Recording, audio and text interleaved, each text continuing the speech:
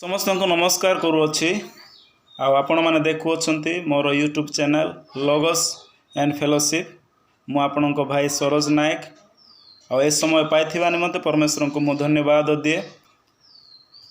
आज मु आपण मान निकट में आउ गोटे विषय नहीं कि पवित्र वाक्य बाइबल ठारू कहवाई चाहूँगी खाइबा विषय को नहीं बाइबल आधारित केतोटी जुग विषय। आज अनेक लोक माने खाद्य खाइबा विषय को लेकिन जुक्ति तर्क आओ वाद विवाद करी द्वंद्व पड़ुअछंती। सेतिपाई मु आज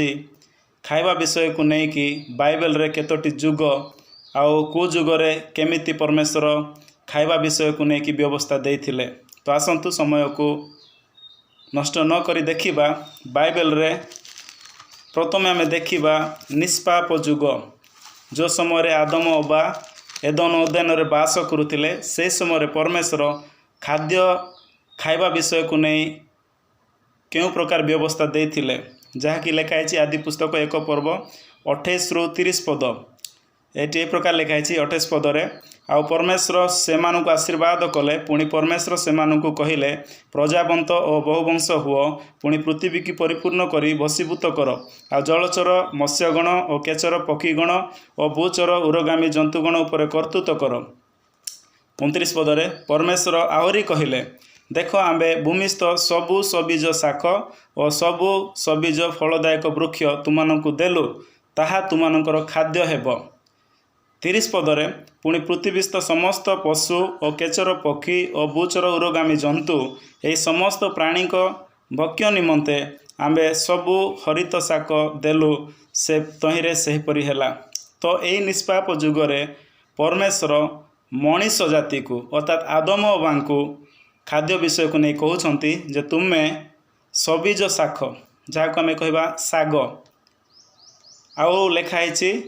सबीज फलदायक वृक्ष जहाँ को आम कह फलमूल। तो यही जुगरे परमेश्वर आदम अबा को कौन सी मांस किबा रक्तर विषय कही नथिले से माने केवल साग डाल खाई पारिबे एवं फलमूल खाई पारिबे। जेहेतु एदन उद्यान रे बा द्वितीय पारादीस रे समस्त विषय पर्याप्त भाव में परमेश्वर सृष्टि करथिले। तो यह थिला आदम अबा पई यही जुगरे खाद्य। तापर आम देखुअछु पशु मानक पई क्यों क्यों पशु मानक पई समस्त पशु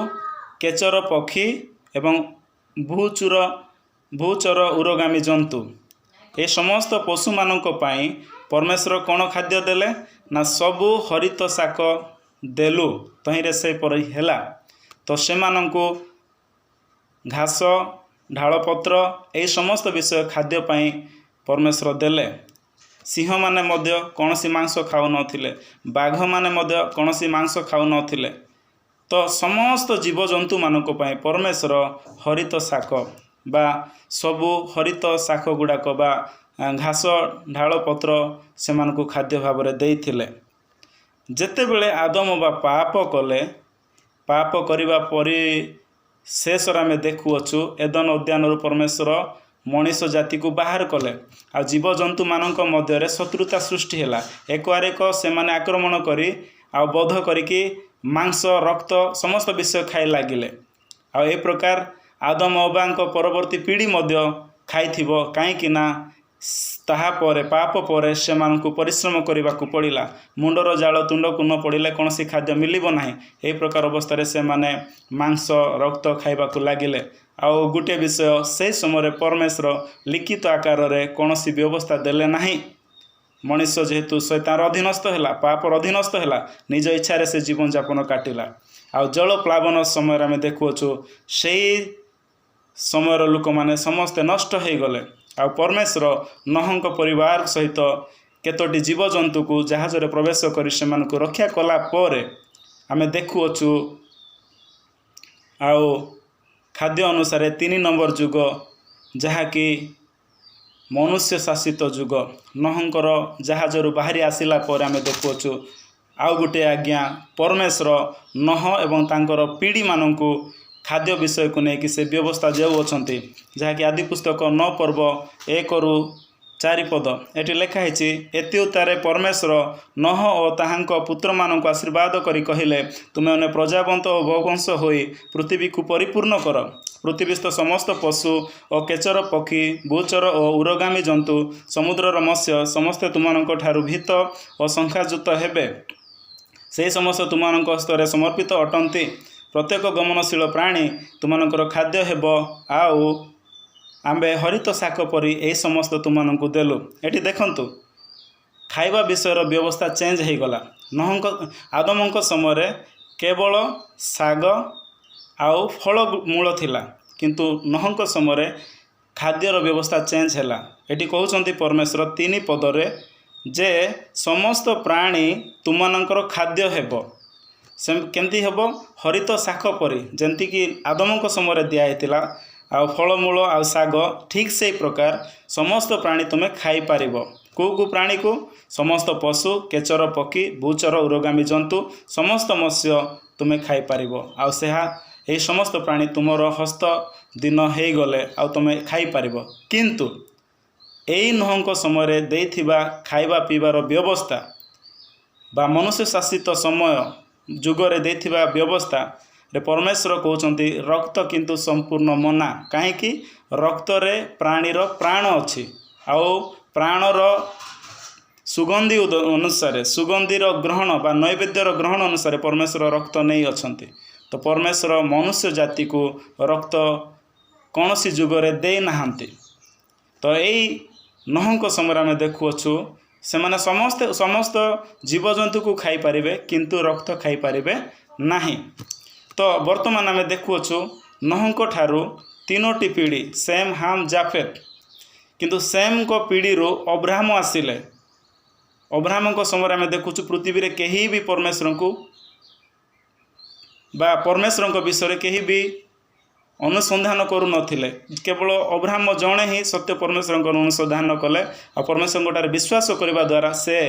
विश्वासर पिता हेबा द्वारा तांको पीढ़ी द्वारा परमेश्वर गोटे महान देश को निर्माण करने जाउथिले जहाँ को आम देखुअछु इसाकंक परे जाकुब आ जाकुबंक ठारू 12 गोष्ठी इस्राएल देश को आम कहूअछु। तो जेतेबेले आम इस्राएल देश को आसुअछु इस्राएल देश मिस्रर गुलामी हेला परे मिस्ररू जेतेबेले से माने स्वाधीनता पाई मौसांकर अधीन रे आउ से माने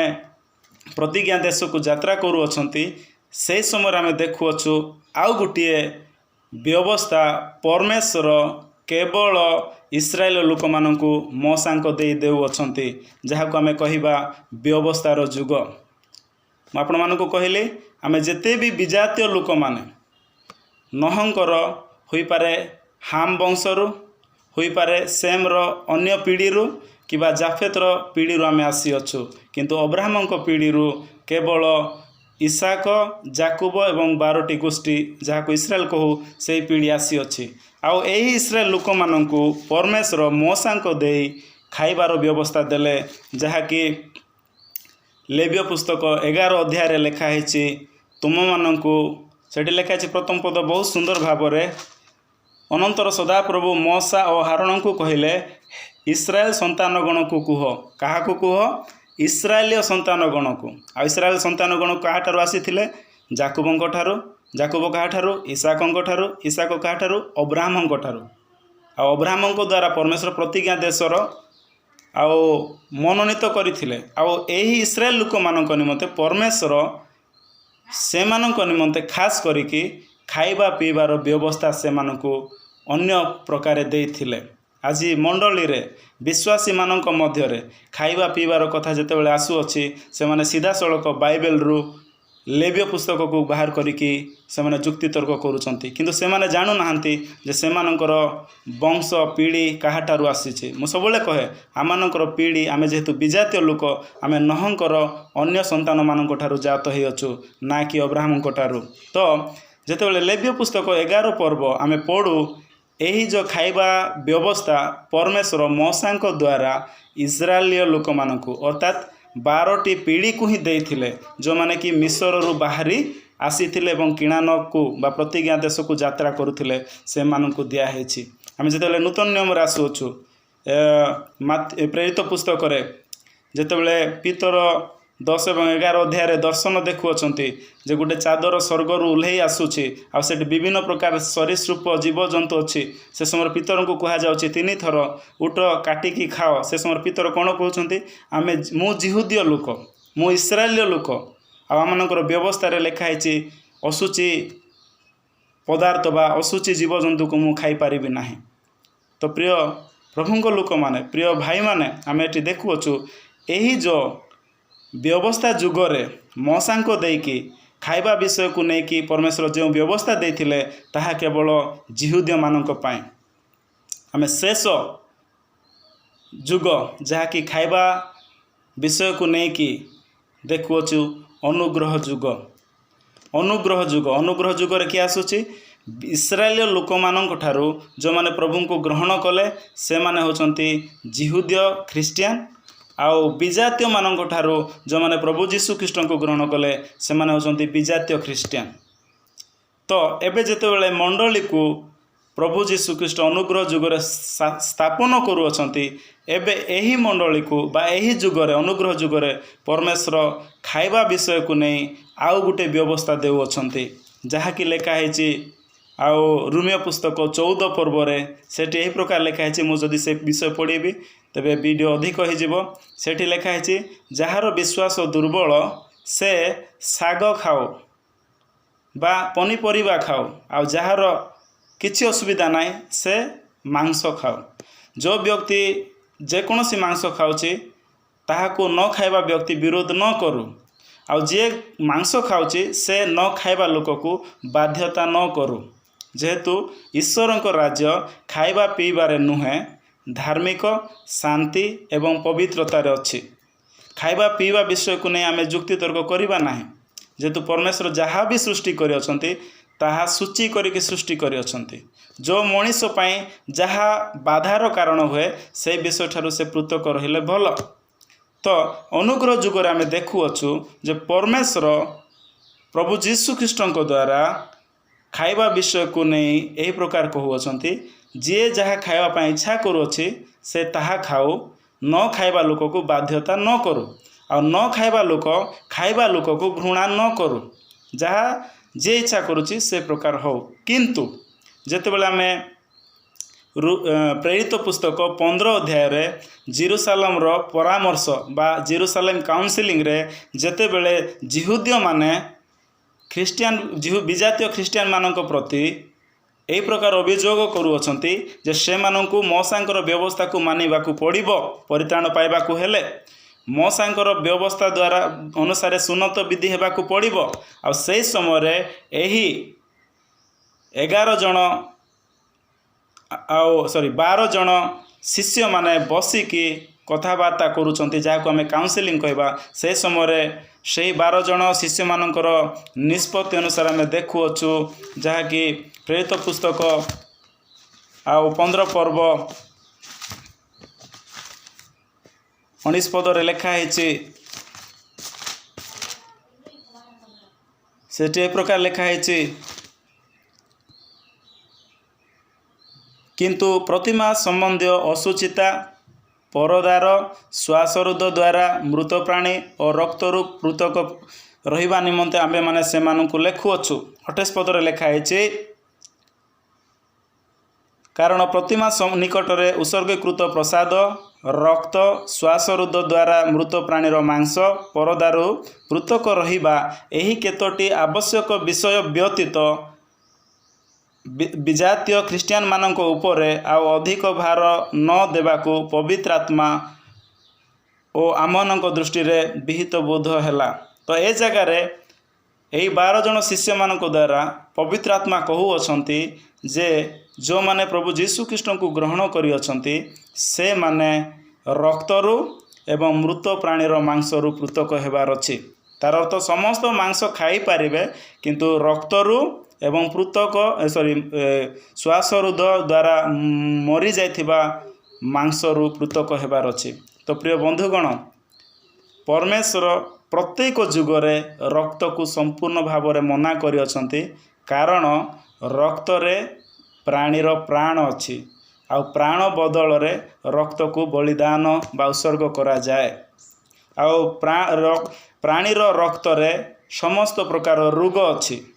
ଆଉ ସେଥିପାଇଁ ପରମେଶ୍ୱର ରକ୍ତକୁ ସବୁ ଯୁଗରେ ମନା କରିଅଛନ୍ତି। ତ ମୁଁ ଆଶା କରୁଅଛି ଖାଇବା ବିଷୟକୁ ନେଇକି ବାଇବେଲ ଆଧାରିତ ଏହି କେତୋଟି ଯୁଗରେ ଆପଣମାନେ ନିହାତି ବୁଝିଥିବେ। ତ ମୁଁ ଆଶା କରେ ଶୁଣନ୍ତୁ,